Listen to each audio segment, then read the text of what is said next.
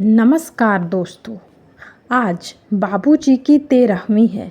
नाते रिश्तेदार इकट्ठे हो रहे हैं, पर उनकी बातचीत हंसी मजाक देखकर सुनकर उसका मन दुखी हो रहा है। कोई किसी के दुख में भी कैसे हंसी मजाक कर सकता है, पर किससे कहें, किससे मना करें।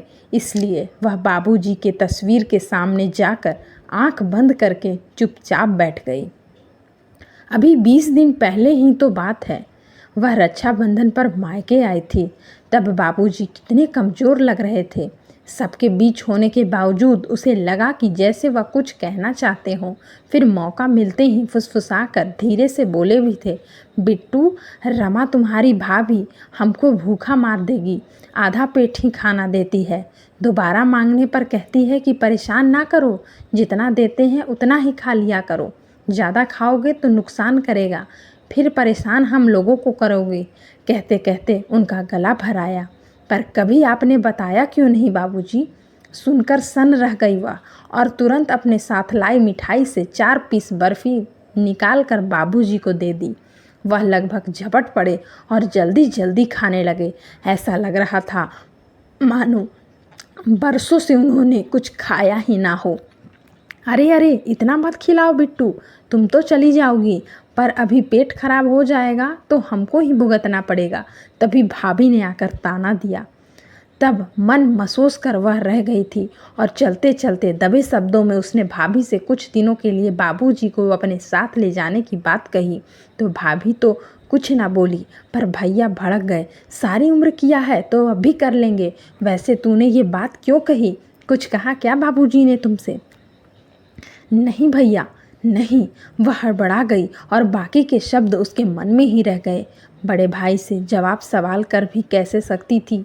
बचपन से ही बेटियों को भाइयों से दब कर रहने का संस्कार जो कूट कूट कर भरा जाता है। पर जाते जाते उसने एक बार पलट कर देखा तो उसके जन्मदाता तरसी निगाहों से उसे ही देख रहे थे। तब क्या पता था कि ये उनकी आखिरी मुलाकात है। इनके 5 दिन बाद ही खबर मिली कि बाबूजी की हालत ठीक नहीं है, वो अस्पताल में हैं, आकर मिल जाओ।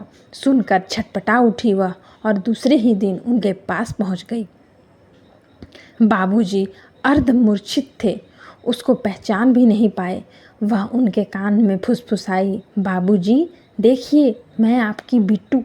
कई बार आवाज़ देने पर बामुश्किल उनकी आंखें हिली। बिट्टू, भूख। उनकी अस्फुट सी आवाज़ सुनकर वह यूं खुश हो गई मानो बरसों के प्यासे को जी भर के पानी पीने को मिल गया हो। बताइए क्या खाना है बाबूजी? पूछते हुए उसके आंखें भर आई। आलू टमाटर की सब्जी, रोटी, लड़खड़ाती आवाज़ में उनके मुंह से बोल निकले। जल्दी से उसने इंतजाम भी किया, पर देर हो चुकी थी।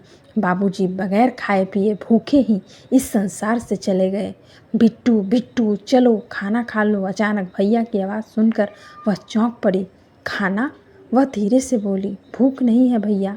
बिट्टू थोड़ा सा खा लो, भैया ने फिर कहा। वह कुछ ना बोली। चुपचाप उठकर घर वाले पीछे आसन पर बैठ गई। थाली में तरह तरह के पकवान परोसे जा रहे थे। उनकी आंखों में आंसू बह निकले, कानों में बाबूजी के आखिरी शब्द गूंज रहे थे। आलू टमाटर की सब्जी, रोटी।